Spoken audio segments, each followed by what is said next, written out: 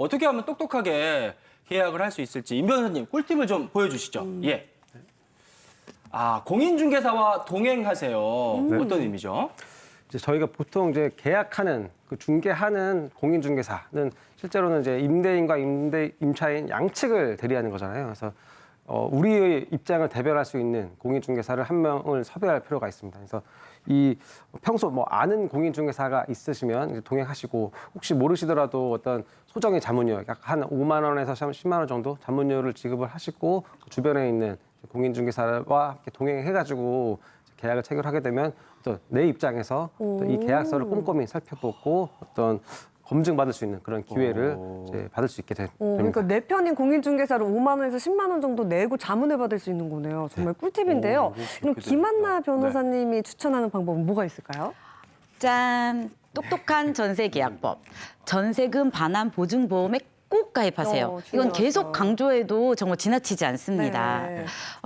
사회초년생이나 그리고 신혼부부 같은 경우들도 포함돼서 정말 많은 분들이 아직까지 전세금 반환 보증보험을 잘 모르고 계세요. 네. 근데 최근에 이제 전세 사기 되면서 이제 보험에 대해서 이제 인지가 좀 되고 있지만요. 이제 아직 모르고 계시니까 좀 확인하시면 좋을 것 같고요. 사실은 주택 임대 사업자인 경우에는 이 보증보험을 의무적으로 가입하게 되어 있습니다. 근데 실제로는요. 이제 금액 뭐 제한이나 이런 것들로 인해서 가입하지 않는 경우들이 많기 때문에 전세 세입자분께서 직접 챙기시는 게 좋습니다. 그래서 이제 보험을 가입을 하시는 경우에는요. 뭐 전세 사기 피해를 당하셨을 때 먼저 보증금을 반환받으실 수 있으시고 그리고 당장 이사를 가셔야 할 때 이럴 때에도 보험금을 통해서 전세 보증금의 일부를 보전받으실 수 있으십니다. 네. 강조합니다. 예. 아유, 얼마나 강조하시는 만큼 좋겠어요. 아무튼 사람을 믿지 말고 보험을 믿자 이렇게 네. 정리하면 될 것 같고요. 법무사님 꿀팁 주시죠. 예. 네. 아, 특약을 꼼꼼히 넣으세요. 네. 특약을 꼼꼼히 넣으시기 바랍니다. 예. 네.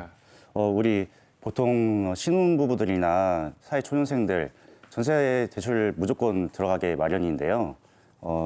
계약하고 나서 반드시 전세 대출이 수반되죠. 근데 문제는 이렇게 전세 대출을 전제로 해서 임대차 계약을 체결했는데 예. 뭐 세입자의 문제가 아니라 이제 임대인이나 이런 임차 물건의 하자로 인해서 네. 전세 대출이 안 나오는 경우가 종종 발생하거든요. 네. 그러면 계약금은 이미 납입을 했는데 그렇죠.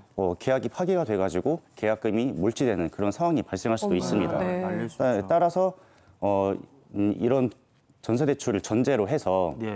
만약에 전세 대출이 제대로 이루어지지 않을 경우에는 그리고 그런 전세 대출이 이제 반려가 됐을 때 그게 임대인의 뭐 하자나 아니면 예, 임차 물건의 하자로 인해서 이루어진 거라면 이런 계약금을 다 다시 반환하고 돌려주는 계약을 해지한다. 이런 특약을 꼭 넣어주시는 게 좋겠습니다. 어머, 이런 내용까지 특약에 넣을 수 있는지 몰랐는데요. 네. 그럼 또 다른 특약 어떤 것들을 좀 추가하면 좋을까요? 이 특약 외에도 제일 중요한 것이 전세보증금 반환보증인데요.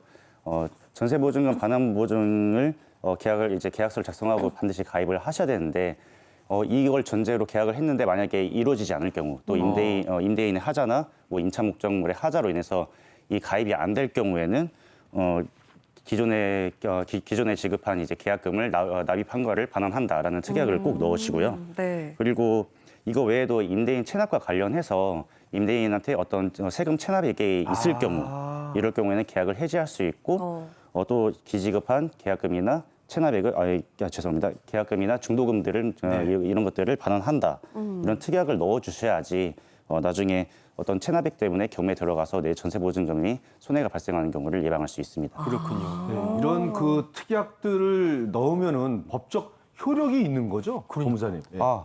네, 특약 이런 거는 당연히 우리가 법적 효과를 발생시키기 위해서 특약을 넣는 건데요. 근데 좀 슬픈 말씀이긴 한데 진짜 사기꾼들이 마음 먹고 사기치려고 하면은 이거는 진짜 예방할 수 없습니다. 맞아요. 그렇기 때문에 우리 아까 말씀드렸던 전세보증금 반환보증 이거 꼭 가입을 하셔가지고 미리 예방을 하셔야겠습니다. 네, 지금 10시 28분 지나고 있는데요. 티벗으로 올라온 궁금증들 살펴보겠습니다. 네.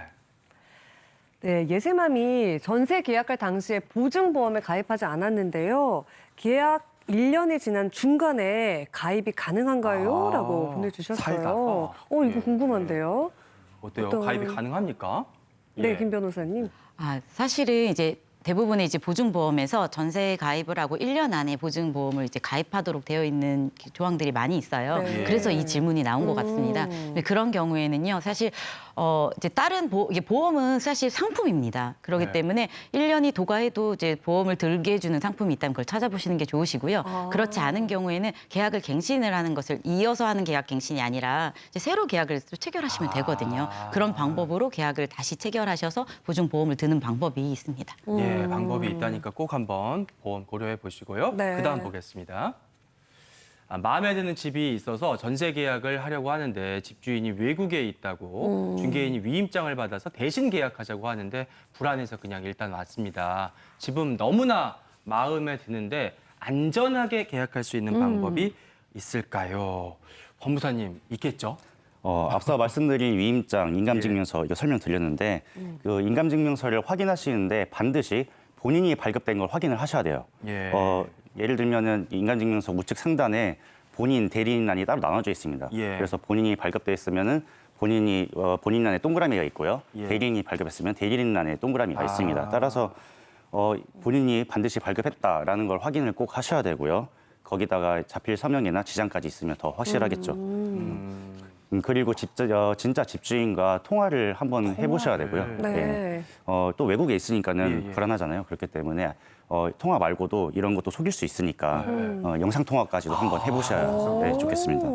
예. 그리고 이제 얘기를 나누시는데 내 계약 내용이 이러이러한데 이게 맞나요? 이렇게 물어보기보다는 네. 이제 지금 계약을 체결하려고 하는데 어떤 계약 내용으로 알고 계신지 그리고 어떤 금액으로 하려고 하는 거를 알고 계신지 이런 거를 좀 역으로 물어봐라. 역으로 질문을 하셔가지고 구체적으로 확인하시는 게 좋겠습니다. 좋네요, 네. 아, 진짜 꼼꼼히 따져야 되네요. 네. 자, 다음 질문 한번 볼까요? 네, 전세를 계약하려고 하는데 제가 아는 분이 집주인이 세금을 안 내서 보증금을 떼이게 됐다는 말을 들은 적이 있어요. 걱정이 됩니다. 확인할 방법이 있을까요? 그래요. 그러게요. 세금을 안 내셨다네요. 네. 임 변호사님 알 수 있을까요? 임차인 입장에서 이거를 확인할 수 있는 방법이 있습니다. 이제 네. 작년까지는 임대인이 동의를 받아야지만 이제 임대인의 체납 여부를 확인할 수 있었는데요. 이게 국세징수법이 이제 올해 4월 1일에 개정되면서 임대인 동의가 없더라도 임차인이 임대인의 체납 어떤 내역을 확인할 수가 있게 되었습니다. 그래서 일단 전세 계약을 체결을 하면 그 전세 계약서를 가지고 세무서를 방문을 하면 열람 신청을 해가지고 이제 임대인이 어떤 지금 현재까지 체납된 내역이 있는지 여부를 확인할 수가 있습니다. 네, 요새 진짜 전세 사기가 큰 사회 문제가 되면서 여러 가지 대책들이 좀 나오고 있는데 네. 이렇게 체납 내역을 좀 확인하는 것 말고도 바뀐 것들이 또 있다면서요. 예. 네, 맞습니다. 올해 이렇게 전세 대란에 대비해서 정부 등 공공기관에서 많은 대책을 마련했습니다.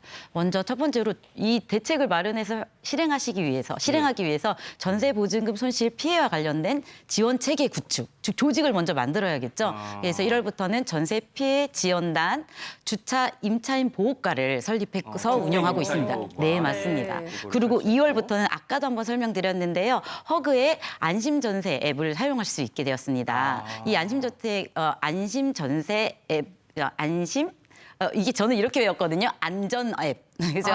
네, 안전 앱. 네, 안심 전세 어플리케이션을 통해서는요. 신축 빌리 시세도 알 수 있고요. 예. 악성 임대인이 누구인지도 확인할 수 있고요. 그런 것도 알수 있어요. 네, 또한 임대인 즉 원래 소유권자가 변동되는 경우에 그 예. 정보도 확인할 수 있습니다. 좋네요. 네, 그리고 3월부터는요.